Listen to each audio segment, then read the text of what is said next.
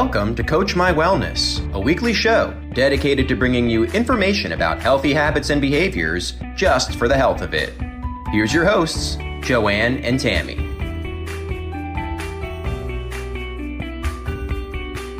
Welcome to Just for the Health of It, 360 Talk Radio for Women, presented by Coach My Wellness, featuring your hosts, Tammy St. Clair and Joanne Orshan.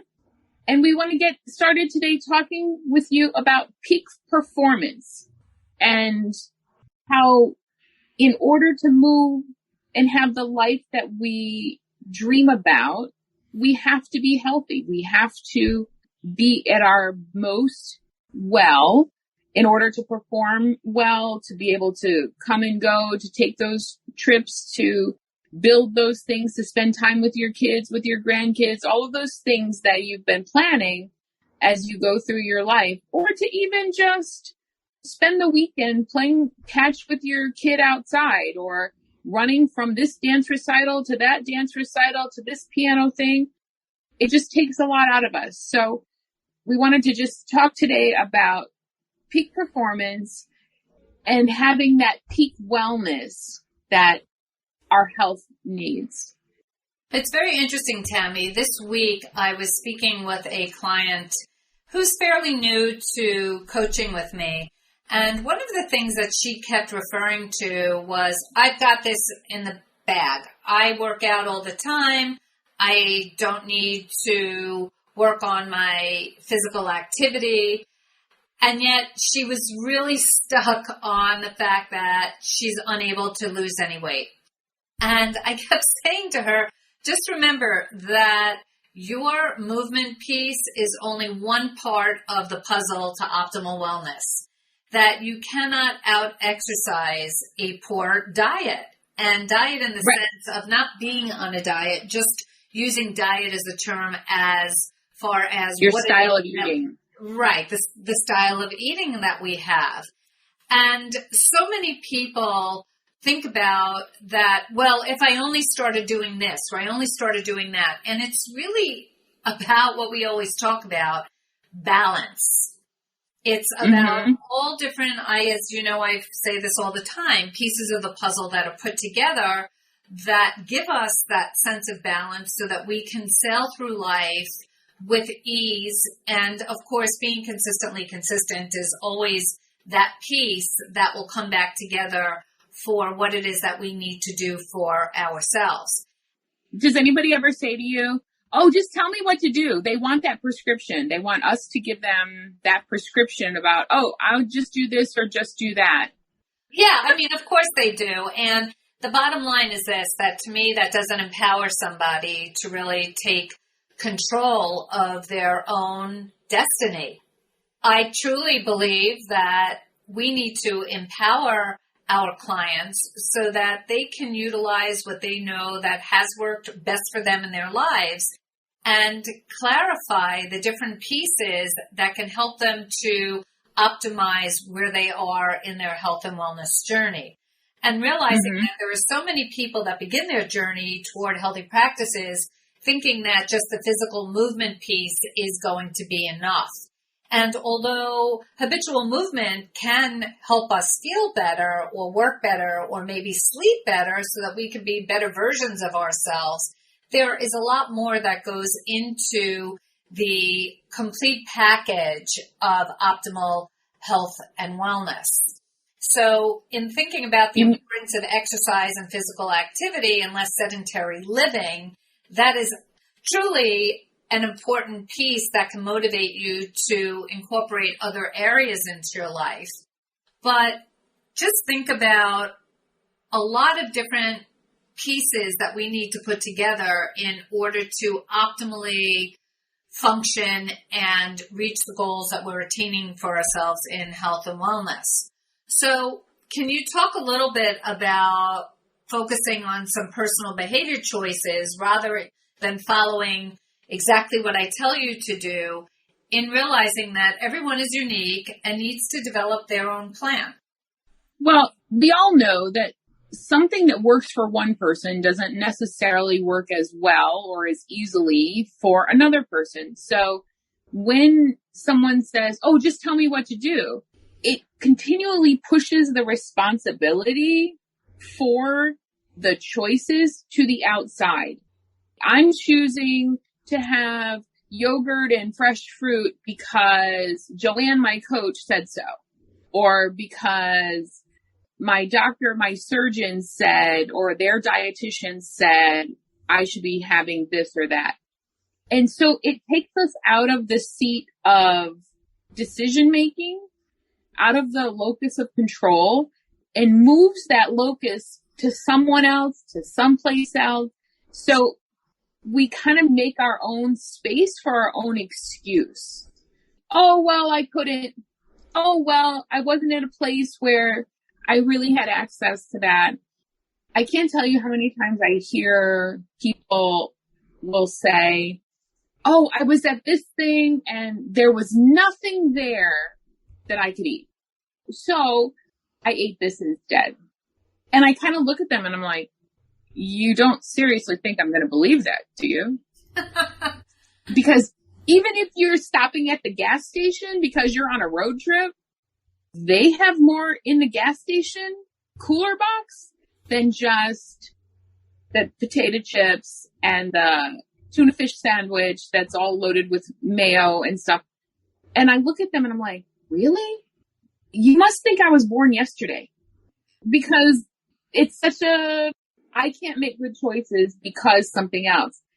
And listen, I have struggled with that myself. I don't always want to make the right choice, but I do like having my health. I do like being able to move and come and go. So I think when we begin to develop our own plan with the help of our coach, where we've struggled, the challenges that we have, our schedule, whatever, that's where the control comes in, is learning to develop our own plan so that when it has to change, you know how to change it. That's absolutely correct. And in thinking about what the main goal is, I would say, as most of my clients, what our goal is, we want to have better optimal health so that we can live longer, healthier lives. And that starts now. It doesn't start when we get into a health crisis. So what truly is the difference between a lifespan and a health span? The lifespan is the number of years that we live from birth to death. Pretty easy, right? But the health span is the number of functional and disease-free years that we can live from birth to death, which doesn't include that period of life of those unhealthy years.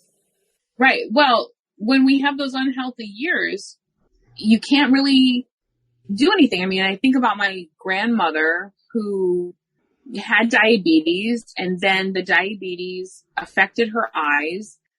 And so she went from being this very functional person to gradually moving into a life of blindness and then kidney failure and severe fragile diabetes.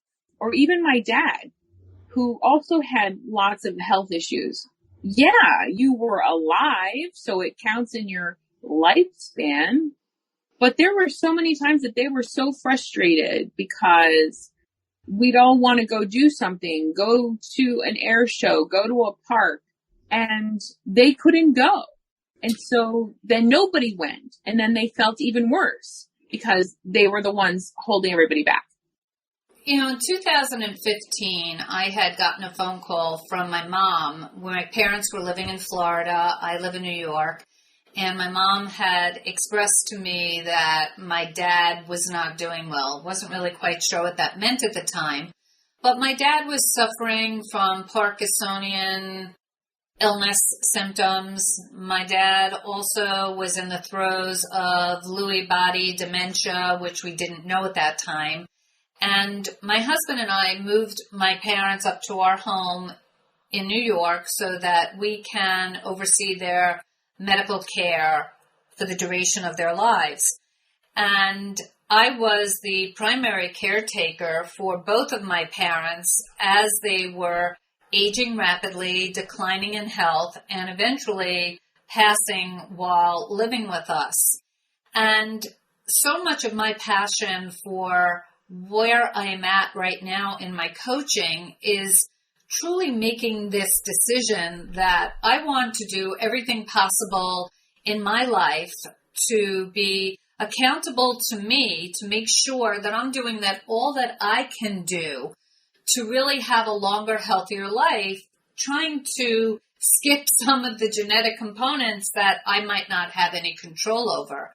So in thinking about the difference between a lifespan and a health span, I can't help but think about my parents and my grandparents and how they lived as they were older adults. And perhaps the listeners out there are thinking about this. If you pay attention to what is happening with the older members of your family, are they experiencing dementia? Are they experiencing a lot of health challenges that perhaps are genetic, that you might not have control over, but yet there are things that you can control to work on making sure that you stay in peak performance so that you do have a longer and healthier life. So think about envisioning your health span that unfolds throughout your lifespan after watching your own relatives move through their years. Right. And I think sometimes it takes us getting a diagnosis of some sort for this to kind of come into clarity. Because I think as we grow, right, we get into our 20s, we think we're invincible as teenagers, as 20s, everything is great, nothing's going to get me down. We get into our 30s and 40s, it's all about building my career, building a family. And then all of a sudden, we're diagnosed with high blood pressure, or we're diagnosed with diabetes right, or pre-diabetes because our A1C is really high.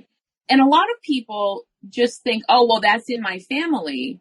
And so, oh, well, that's what I'm going to get. But while it's genetically in your genes, there are these little things, and I don't know if you know this, but on our genes, there are these little things called alleles, and they're like little switches that by your environment, so how healthy do you eat? What nutrients do you get? How much exercise? What do you not eat?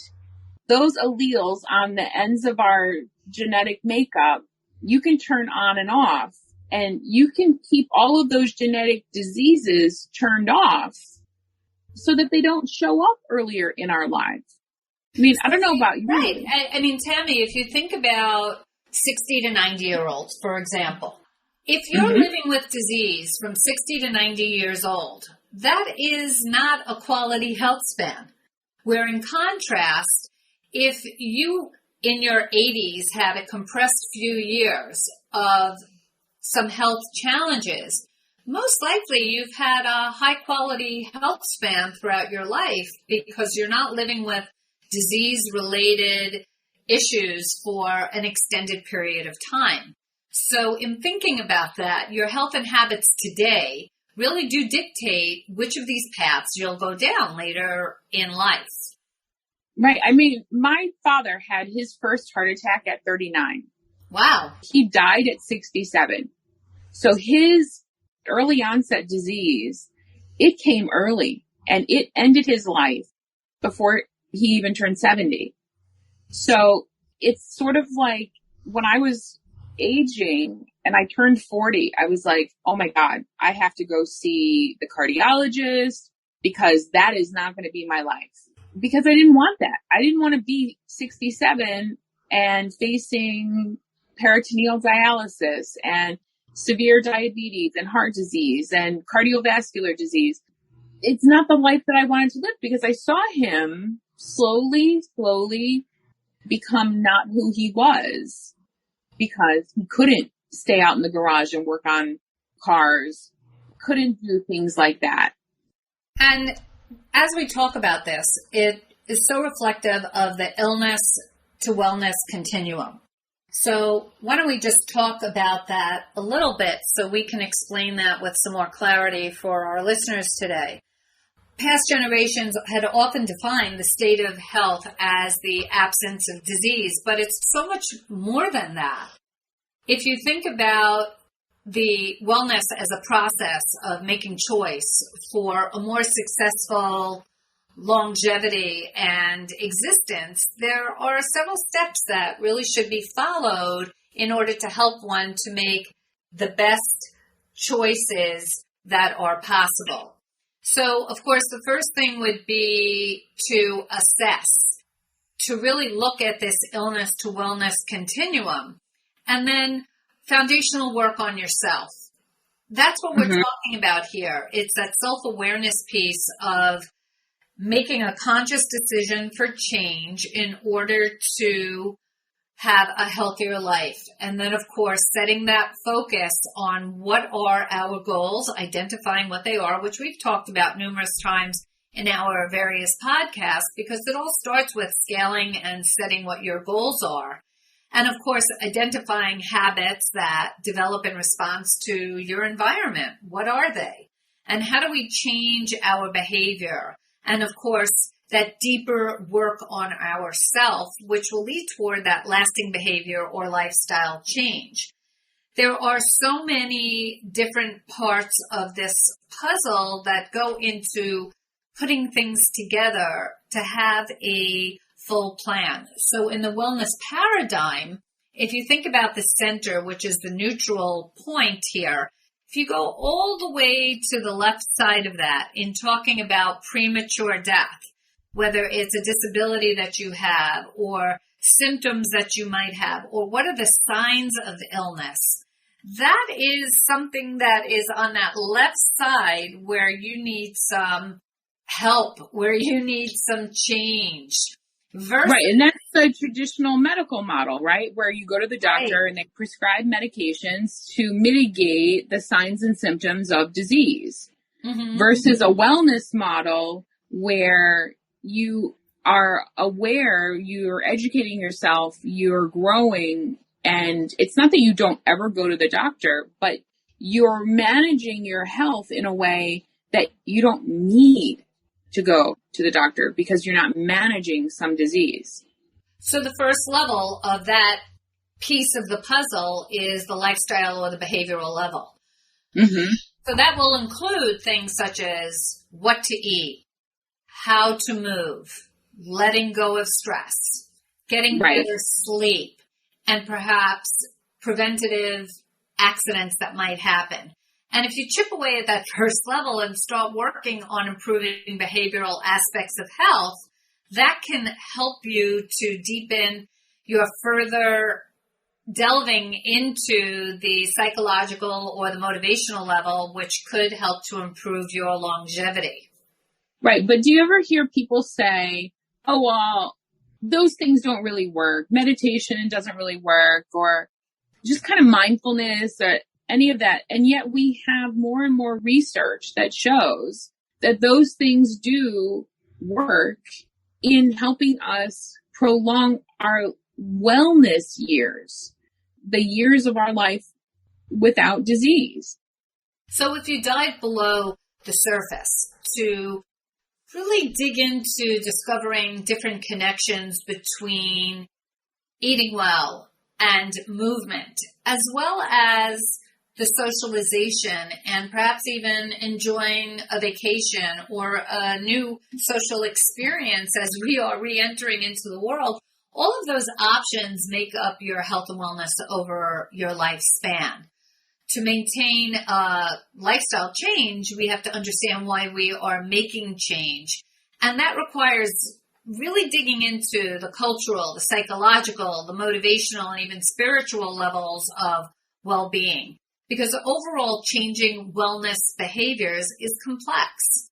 You do need to have very concentrated effort and focus in order to have a balanced life and to chip away at that iceberg and thus create a lasting healthy lifestyle, which is focused on living long and living well. sort of like Dr. Spock, live long and prosper, right? Yes. Live long and prosper. Live long and prosper. Yes, that's for sure. And I think we all think about wellness in only our physical health, but there's other components. We have emotional wellness to consider as well, because that feeds into our stress levels. And how do we do things? There's our intellectual wellness. Are you staying engaged in communities where you're learning, where you're actively engaging your brain and your mental capacity? I think a lot about the now and later boxes, Tammy. Think about where I am now and then thinking about where I want to be later in life. And that continually reminds me of what the bigger picture is and why I focus so much on health in my earlier years and how that's going to pay off in your later years. It all starts now instead of waiting for some major crisis to happen. So what is it's sort of like that compound interest? They always tell us start saving when you're in your 20s so that you can have money to retire. And you think, oh, I don't have money to save in my 20s. But if you start saving, you get the compound interest that if I start saving then, the benefit now is I have a much better retirement. Well, of course. I mean, so think about what it is that you're working on now. Thinking about your family, maybe including your parents or your grandparents or siblings, maybe older aunts, uncles, friends.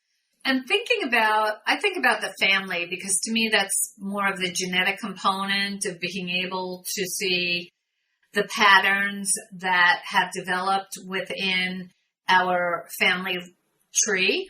So using that example as a guide, maybe you could think a little bit about what your wellness focus might want to be as you age. That's something I think about a lot. I think about my family history, whether it is cancer or diabetes or heart-related issues. I've had that in my genetic gene pool. So what can I do?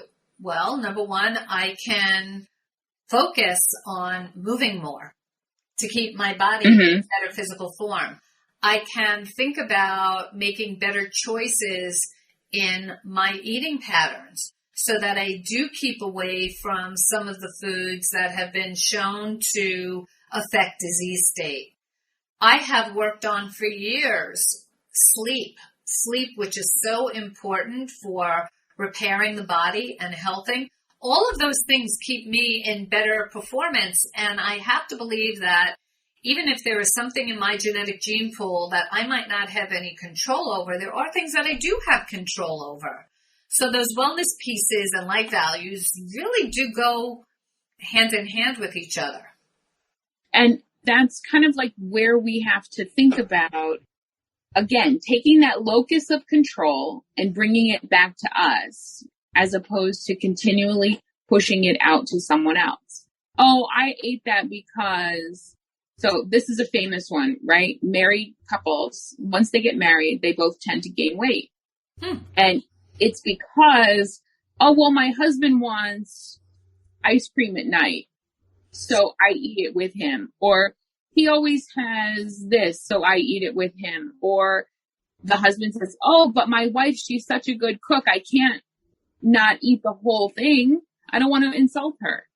And when you're looking at your overall health and overall wellness, maintaining that locus of control allows you to stay focused on what's my health picture going to look like.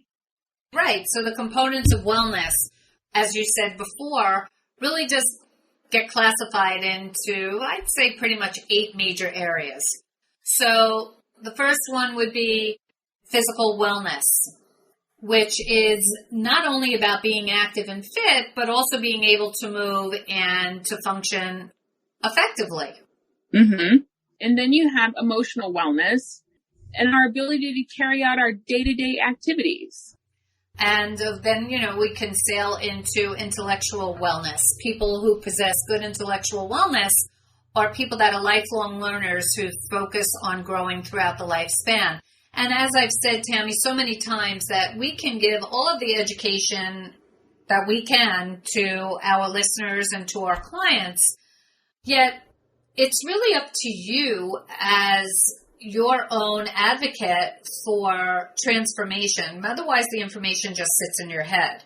It's about learning, growing, moving forward, and how we do that. And that all comes with a thought process of wanting to make a difference in where we're at, not just wishing it to be so. Wishing it to be so doesn't always work. Right. And having that ability to just go out and challenge our brains to continue to learn and expand. Like, I know you and I are both working on additional degrees and stuff like that. My mother always said to me, "You're going to be in school until you're 90. And I'm like, yep, that's absolutely going to be me. And that's one of the components of wellness. And it's also social, your social aspects. We live so much of our lives now, especially after the pandemic, we've been very isolated. And because of that isolation, so many people are struggling with depression and anxiety. But part of how we grow, we are social creatures and we live in community, and maintaining those satisfying interpersonal relationships, we have to learn how to communicate and develop our communication skills well. For sure. And one of the things, Tammy, I think that we should do a podcast on this going forward is about clutter. Clutter. Oh, don't look at me. I'm not. Look at what's behind you right now on your Zoom. It's okay, baby. But in thinking about your environment and your surroundings and how we set ourselves up, that's such a part of the puzzle. Whether it's your closets that could be cluttered or your environment and chaos. If you have chaos surrounding you, you live in that state of chaos. So right. How do we get our sense of place in your surroundings that does include some comfort with things that you're familiar with in your environment, but also cleaning it up a little bit so that there is not so much clutter around and that you can sail through life, because they really are very connected. We have to do a podcast on that whole topic because I'm fascinated by that one. We really do. And it's true that how you keep your environment is often a reflection of your thought process. And so talking about the organized chaos and stuff, that can also affect our occupational wellness. And I know that there are so many people that are working, and they're working at jobs because that's the only jobs available where they live, but they're not satisfying. So if you're not satisfied in your work, you really have to rely on the social wellness in order to make sure that you're getting both of those aspects. So while occupational wellness, you're making a certain amount of money or you're doing a certain thing, you have to make sure that that internal satisfaction is there as well. Right. So in making that money, as you were just talking about, it's really about your financial wellness. And managing finances is often a task that does require critical thinking, self-discipline, and financial planning, but it also involves living within your means so that you are working to stay out of debt and being realistic about your spending habits. And that will help to keep your emotions in check. And all of these pieces of the puzzle, as you put these principles together, it will help you to have a more balanced life. And I think the last one, Tammy, is really your spiritual wellness. Which is really an important piece.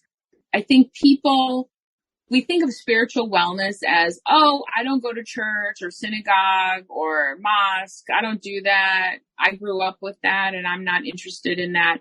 But our spirituality is not necessarily just going to a place and having this organized ritual. It can also be, how do we see ourselves And how do we develop a spirituality where we're understanding that we're part of the greater and it's not just us. Yeah, you can't teach people Right. anything. You can only teach them to find it within themselves. So stay tuned for part 2 of our series today, which is talking about some big picture and small steps. We're going to get into that. We'd like to thank you for joining us on part 1 today, and we'll be right back. Stay tuned for our next session.